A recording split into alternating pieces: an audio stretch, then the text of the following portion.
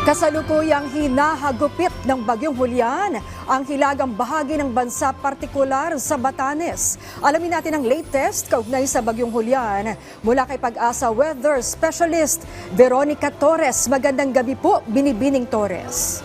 Magandang gabi din po sa inyo, Ma'am Maan, pati na rin sa ating mga taga-subaybay. Binibining Torres, ano po ang kasalukuyang sitwasyon at inaasahang direksyon ng Bagyong Julian? Ito ang si Julian ay papalayo na sa Batanes at kanina alas 4 ng hapon ay nasa may layong 95 kilometers kanluran, timog kanluran ng Itbayat, Batanes. Nagtataglay ng lakas na hangin na 175 kilometers per hour at bugso na abot sa 215 kilometers per hour. Kumikilos sa direksyong kanluran, hilagang kanluran sa bilis na 15 kilometro kada oras. Dahil pa rin kay Julian, nakataas ang Tropical Cyclone Wind Signal number 4 sa Batanes. Signal number 3 sa northern at western portion ng Babuyan Island. Signal number 2 sa northern at western portion ng mainland Cagayan, kabilang na ang nalalabing bahagi ng Babuyan Islands, Apayao, Abra, Kalinga, Ilocos Norte at ang northern at central portion ng Ilocos Sur. At signal number 1 sa nalalabing bahagi ng Ilocos Sur, La Union, Pangasinan, Ifugao, Mountain Province, Benguet, nalalabing bahagi ng mainland Cagayan, Isabela, Nueva Vizcaya, Quirino, northern portion ng Aurora at northern portion ng Nueva Ecija.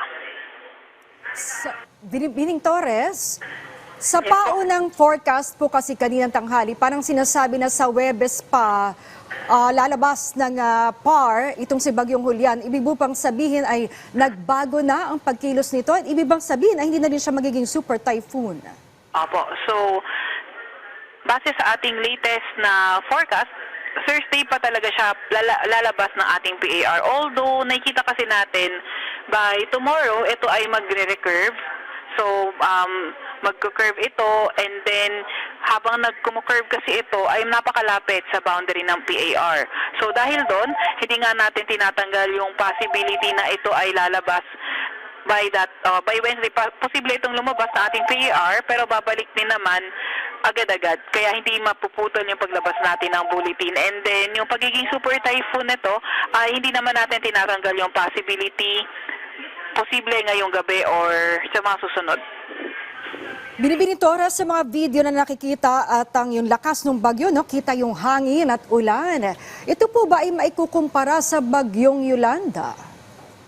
So kung ikukumpara natin kay Bagyong Yolanda, kung hindi kasi ako nagkakamali, sobrang lakas talaga ng hangin na inabot ng kay Yolanda. Umabot ng higit pa nga sa 220 kilometers per hour, or hindi ko lang mabigay yung exact number. So sa ngayon kasi, yung lakas ng hangin nito ay nasa 175 kilometers per hour. So kung ikukumpara natin, so mahirap pa siya ikumpara ngayon dahil may kababaan pa nga itong lakas na hangin compared kay Yolanda, at kailangan din natin talagang maglagay ng side-by-side data itong si Julian versus Yolanda. Alamin lang po natin itong namamayaning weather condition sa Metro Manila naman po. Kung sa weather naman dito sa may Metro Manila, asahan natin maulap na papawirin at mga kalat-kalat na pagulan, pagkidlat at pagkulog dahil naman sa trough ni Typhoon Julian. Maraming salamat po sa inyong panahon, Pag-asa Weather Specialist Veronica Torres.